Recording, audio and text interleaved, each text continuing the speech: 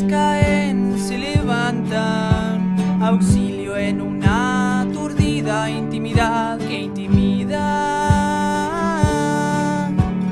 Al amanecer digo, hay que sacar la poesía a la calle, la poesía a la calle.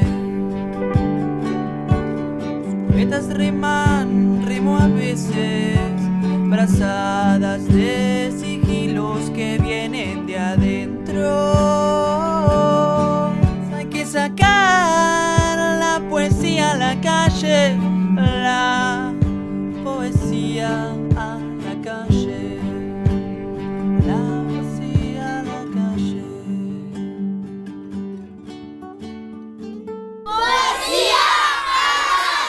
Estamos en otra emisión del programa Poesía a la Calle, un programa que se dedica a difundir a los poetas de todo el país. Desde Jujuy a Tierra del Fuego estamos entrevistándolos, leyendo sus textos y también charlando con ellos para que nos cuenten bien qué representa la poesía en cada uno. En el programa de hoy, un poeta, Rodolfo Alonso, de Buenos Aires. Es poeta, traductor, ensayista. Ahora nos va a contar bien su historia de vida. ¿Cómo empezaste vos, cómo te vinculaste con la poesía? En realidad ella se vinculó conmigo. Empezó,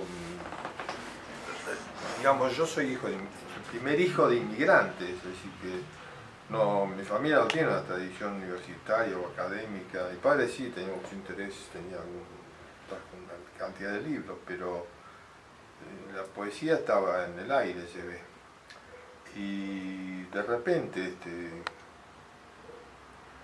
tendría 12, 13, 14 años, y como era el primer hijo de inmigrante que nacía en Buenos Aires, yo tenía que salir a la calle, y vivimos bastante cerca del centro, y enfrentarme con una gran ciudad, con una Babel que era Buenos Aires en esa época, solo.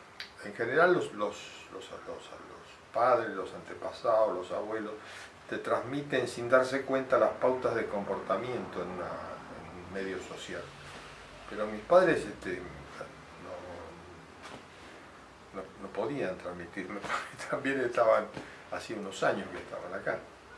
La cuestión que yo era más bien retraído, la vivía como una cosa un poco grande, agresiva, y de repente, además en mi casa eran gallegos, así que se hablaban las dos lenguas al mismo tiempo. Mi infancia fue bilingüe y todavía se cantaban muchas canciones, se cantaba en todos los boliches de Buenos Aires, en todas las lenguas del mundo.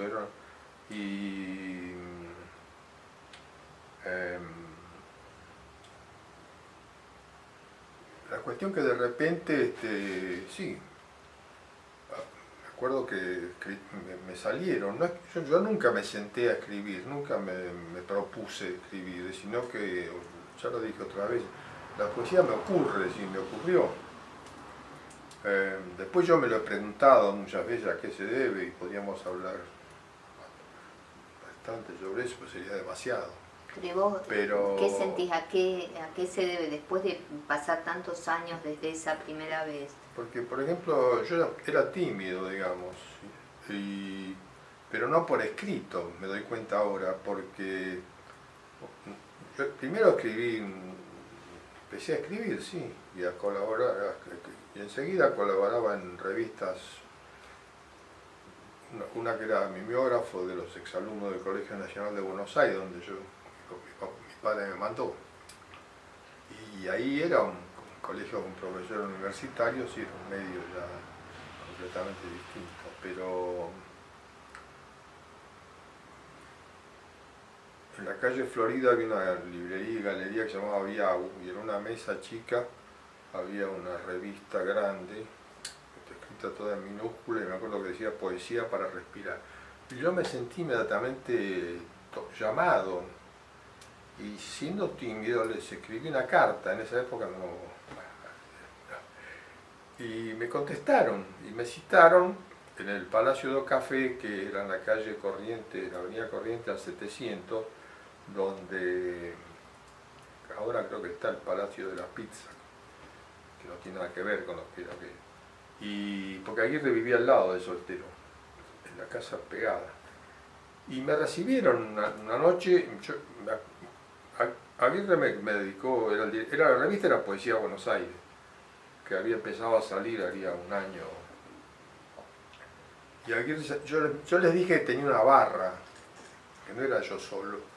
Entonces Aguirre me dedicó esa noche un libro de él, y dice para Rodolfo Alonso y su barra, y abajo puso la fecha. Entonces después me di cuenta que esa noche yo todavía tenía 16 años. Al día siguiente cumplía 17. Bueno, la cuestión que habían pasado una cantidad de cosas que de afuera nadie puede imaginar que me ocurrieron solas, es decir, porque pareciera que yo nunca me preparo cosas para que me ocurran, las cosas, me pasan cosas, ¿sí? Y de repente me reciben en Poesía Buenos Aires y me convierto en el miembro más joven de ese grupo, que era un grupo muy especial. ¿Quiénes lo formaban al grupo? Bueno, estaba el que lo hacía posible y el director, que era Raúl Gustavo Aguirre. Después esa noche estaba Nicolás Espiro, que fue codirector en una época. Bueno, el grupo estaba Edgar Bailey, el linaje era Edgar Bailey, veníamos del invencionismo de Edgar Bailey, que en la revista Arturo, a mediados de la década anterior. Después había un núcleo más cercano. Yo he escrito mucho sobre esto porque he presentado muchas antologías.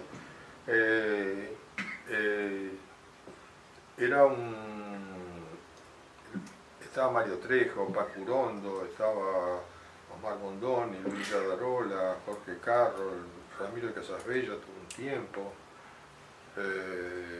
Elizabeth Ascona Cranwell. Una vez vino Alejandra Pizarnik, vino y publicó, cuando todavía se llamaba Flora Alejandra. Un montón de personas conocidas, de poetas y... En ese momento, no, claro, no, después con el tiempo, Alberto Banasco, Daniel Giribaldi, Omar Rubén Aracama, algunos siguieron, otros pasaron.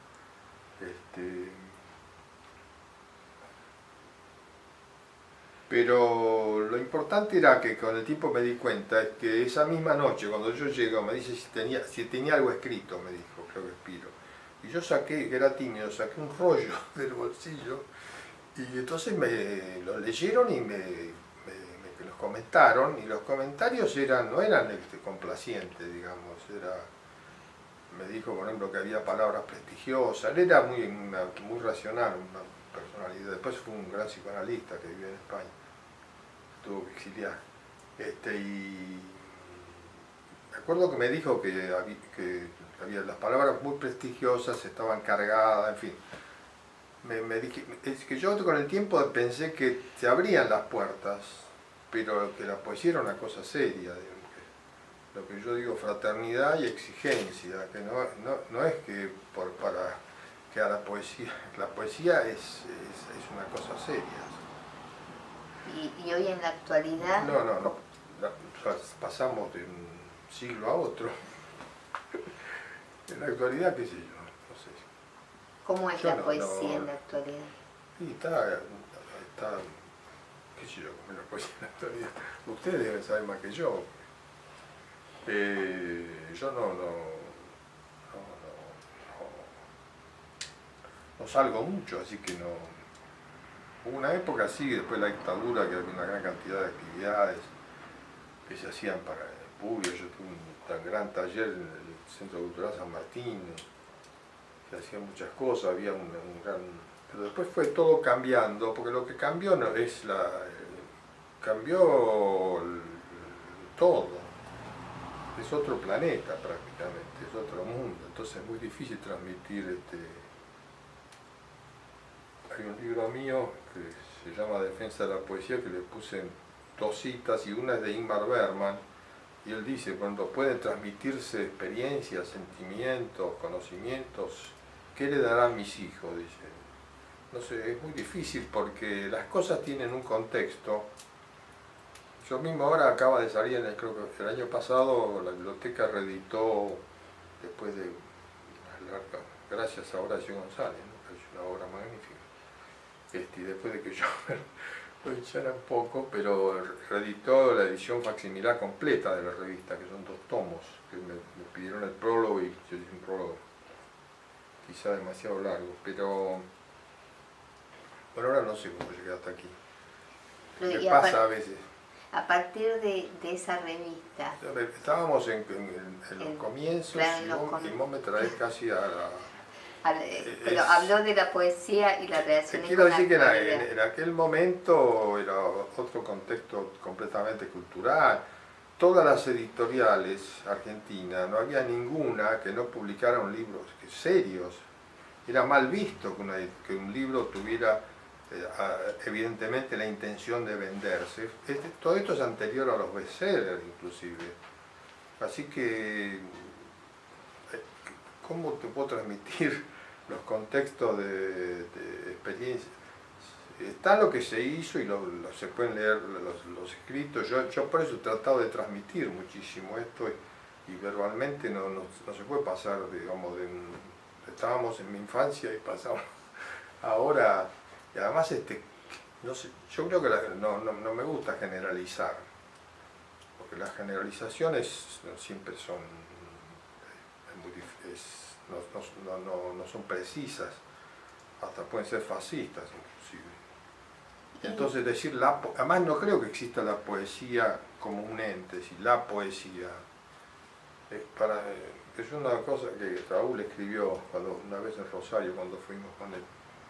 Y él leyó sus 5 tesis sobre la poesía, es decir, la poesía no existe, no existe un ente llamado poesía, ni tampoco un género llamado exactamente poesía. Los poetas tampoco existen, no hay poetas en el sentido que no hay profesionales. Y esto lo decía en una época en que todavía había profesionales, ahora ha desaparecido porque ha habido un cambio tan grande, una mutación tan grande, social, cultural, antropológica. Esto lo vio Pasolini en los 70, que hay un cambio antropológico, es un hombre diferente. Todos los sueños del hombre nuevo, de la revolución y del cristianismo, del Cristo, en realidad el hombre nuevo lo hizo la derecha, digamos, la que ha triunfado. Esto digo Pasolini, en el 70 y tantos. La única revolución que ha triunfado en el mundo es la de la derecha, y es terrible porque es... Entonces, ¿cómo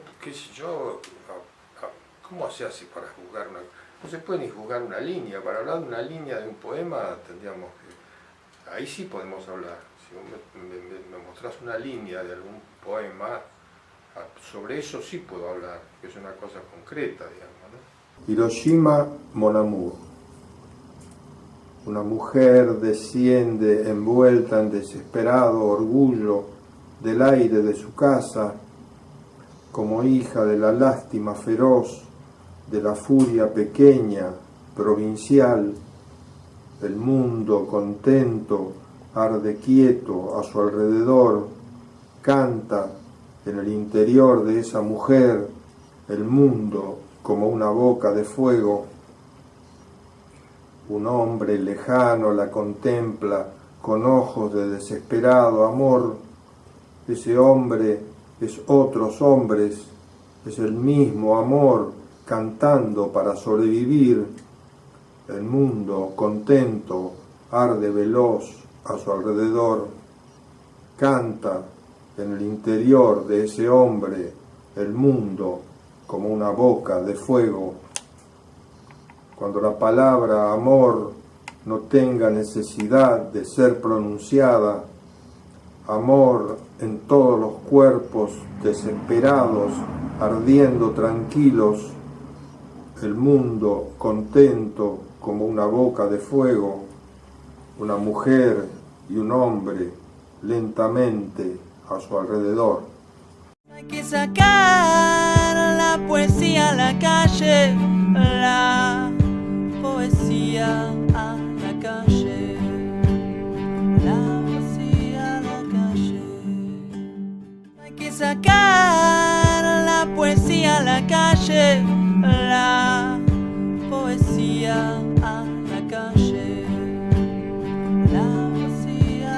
fondo de la noche.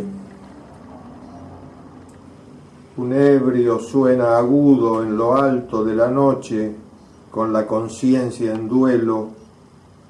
No es un solo ebrio, es todo el alcohol del mundo que está cantando en coro por el sueño perdido. No es el pasajero de siempre, ni la circunstancia conocida, es el percance de vivir, la rabia de estar hecho, la sed de perdurar. A la orilla del ebrio de la noche giran frías nostalgias, discursos, acres negociaciones, y no hay nada de amor en todo eso. Déjà vu. Una mujer se desnuda en mi memoria mientras afuera resplandece la ciudad o llueve y hace frío. Una mujer lava su pelo negro con el agua de mi infancia. Una distancia va formándose. Su piel es lenta y fresca como la mañana que acaricia. Su voz se hace lejana. Una mujer me alcanza, el primer seno descubierto, el primer seno acariciado, mientras adentro resplandece la memoria. Por ejemplo, en esta revista que cuando estaba a los 16 años habla de... No, sí, la noche esa. 16, claro, 16, 17. 17. Y bueno, lo relacionó con lo cultural. Yo a lo que apuntaba de la poesía hoy, ¿cómo se la puede relacionar? No sé. Yo sé que en aquella época, por ejemplo, había tendencias que han desaparecido, había tendencias estéticas, había luchas de tendencia, había luchas violentas, había discusiones, había movimientos. La cultura es un conflicto, es un cambio permanente, es una ebullición, y las cosas venían un poco, bueno, además había unos mundos, digamos, con más poder y consagrados. Por ejemplo, los grandes suplementos. No terminé lo de las editoriales. Las editoriales de esa época no publicaban. Losada publicó 5.000 títulos en el catálogo y ninguno es un libro para vender. Son libros de grandes autores, y mucho antes habían estado, en las décadas anteriores a esa de los 50, estaban los movimientos de izquierda, revolucionarios, socialistas, anarquistas, hacían ediciones hasta de clásicos. Es decir, la gente, porque además no había más que la radio y el cine en blanco y negro, es decir, no había una cosa que te envuelve como te envuelve ahora en una cantidad de cosas. La gente tenía tiempo, había siesta, la gente dormía la siesta y los adolescentes o los chicos les decían que no despertaran porque había bronca y despertabas a la siesta. Entonces, en ese momento se leía y había inclusive en los kioscos, ya había habido antes muchas más, hay colecciones que son famosísimas, ¿no? El diario La Protesta, un diario anarquista que hubo en Buenos Aires durante muchísimo tiempo, un diario anarquista que tiraba decenas de miles de ejemplares, tenía un suplemento literario que lo dirigía el poeta Alberto Giraldo, al cual después Rubén Darío le dedica un poema y así que lo toma en cuenta. Y yo muchas veces le dije a Horacio, eso habría que conseguirlo, porque ahí se publica el poema de Macedonio, Presentimiento, que es uno de los mejores poemas de Macedonio. Lo saca Giraldo ahí en el diario anarquista, Macedonio era medio anarco, como Evaristo Carriego, tomaba el tranvía atrás de la casa de Borges para ir a la protesta, le decía. Le quiero decir que había otra relación con el libro. El libro era más casi sagrado, es una cosa que se consideraba. Los anarcos se iban a las vías de Lingera llevando libros, y leían en el campo. Y entonces, y aparte había otro mundo, bueno, los grandes suplementos literarios de los grandes diarios que eran La Nación y La Prensa, que eran en rotograbado, en otro color, era una cosa muy importante. Además estaba la revista Sur, por hablar de eso, que eran como institucionales, ¿no? Aguirre había llegado a colaborar en Sur, y al conocer a Edgar, que era una vanguardia muy exigente, Aguirre, hay como un camino de Damasco, cambian un montón de poetas y de ahí nace Poesía de Buenos Aires, que son del contacto con las ideas de Edgar. Aparte había tendencias de otro tipo, porque había tendencias los comunistas tenían los cuadernos de cultura, había revistas, digamos, dirigidas más populares, había otros que eran neoclásicos como había solo en poesía, pero también estábamos mezclados con los pintores, los músicos, los cineastas. Yo hice cine, hice escrito sobre pintura. Había una vitalidad cultural que llegó hasta Arte de Onganía. A mí contesté un aviso y sin haber hecho periodismo nunca aparecí dirigiendo la revista Claudia de la editorial Abril, que tiraba, hicimos 250.000 ejemplares, llegamos a tirar. Y era una revista para la mujer. Entonces, ¿cómo te explico lo que eran las revistas de la mujer? Claudia era una revolución. Y la leía toda la familia, porque yo además, me pasa siempre, cada vez que me dan una oportunidad, salía todo, ahí sacamos novela de Hemingway entera, novela de los escritores soviéticos, se hablaba de psicoanálisis, de sociología, poesía hemos sacado. Yo ahí saqué a Juanelli, a Macedonio, a Oliverio, que además lo llegué a conocer. ¿Y después estuvo en otras revistas? Sí, de ahí eso tuve 3 años. Y bueno, no me gustó una cosa que me hicieron y yo sabía que Atlanti había comprado los derechos. Ahí me tomaron por un currículum literario, un pequeño currículum que yo tenía en ese momento. Yo tendría 20 y tantos años. Pero ya cuando pedían, yo no tenía ningún currículum periodístico. Pero entonces ahí vio que yo leía italiano, francés y portugués, y ellos tenían los derechos de él, que era una revista francesa que fue un gran cambio. En la moda, por ejemplo, hasta un poco antes de lo que estamos hablando, los modistas hacían un solo vestido, un solo modelo, y ese modelo, la mujer compraba un solo modelo, y si iba a una fiesta y se encontraba con otro igual, era un desastre, y le costaban carísimo. Y ahí ha habido ya en París una revolución, modelos modistas como era Pierre Cardin, y Pierre Cardin hace la revolución del prêt-à-porter, que es el listo para llevar, ¿no es cierto? Entonces empiezan a hacer en serie, empiezan a vender. Es una cosa que no terminó ahí.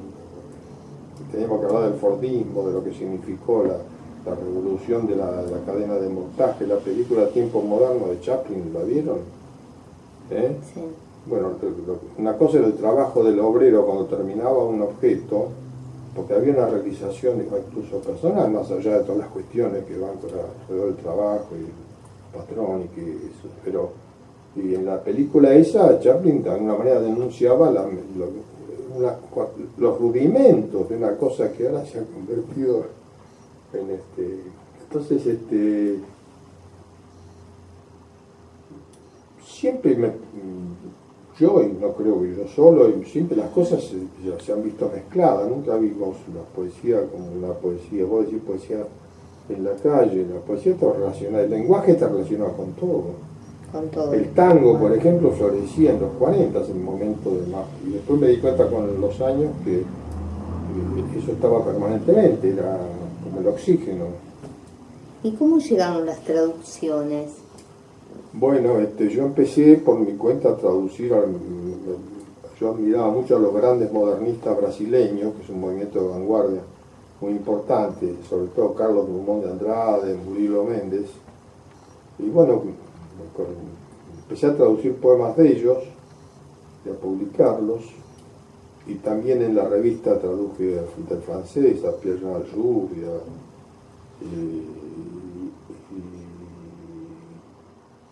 me hice amigo por carta de Carlos Drummond de Andrade y de Murilo Méndez, que nos escribíamos, me mandaron los libros. Y en ese momento estaba Aldo Pellegrini, que nosotros éramos en el 52 grupos de vanguardia, es decir, Poesía de Buenos Aires y los surrealistas. Y en el grupo surrealista el patriarca era Aldo Pellegrini, que fue el primer grupo. En Rosario él hizo una revista que se llamó que sacó 2 números en el año 27.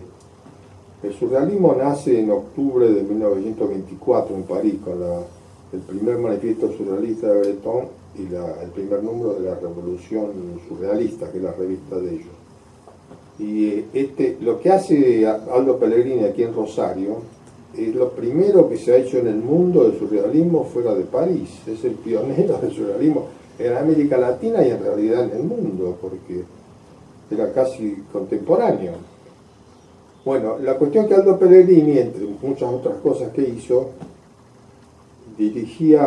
había una editorial, Fabril Editora de Mushnik, que él dirigía una colección, Los Poetas, que eran libros de tapa dura, que había sacado Saint-Jean-Perse, había sacado, qué sé yo, Asturias había hecho una antología de poesía precolombina, Alberto, una de China, que eran Miloš, Saint-Jean-Perse, muchos.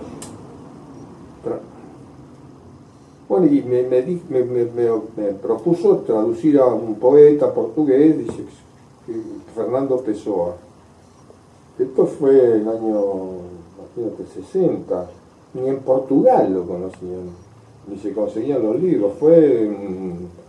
Y yo no había traducido nunca portugués, pero yo sabía portugués porque el bilingüismo, yo hablo y escribo gallego, por ejemplo, galaico portugués en la Edad Media, antes de que existieran los estados y las naciones, era la misma lengua, y es una lengua de poesía. El primer movimiento poético que hubo en la península ibérica fueron los trovadores galaico-portugueses, antes que los catalanes y que los castellanos. Después, bueno, sigue la historia y se divide Galicia de Portugal.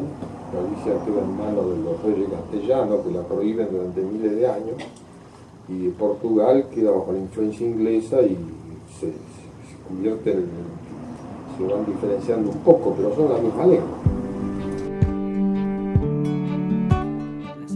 Las caen, se levantan, auxilio en una aturdida intimidad que intimida. Al amanecer digo, hay que sacar la poesía a la calle, la poesía a la calle. Los poetas rimo a veces, brazadas de sigilos que vienen de adentro.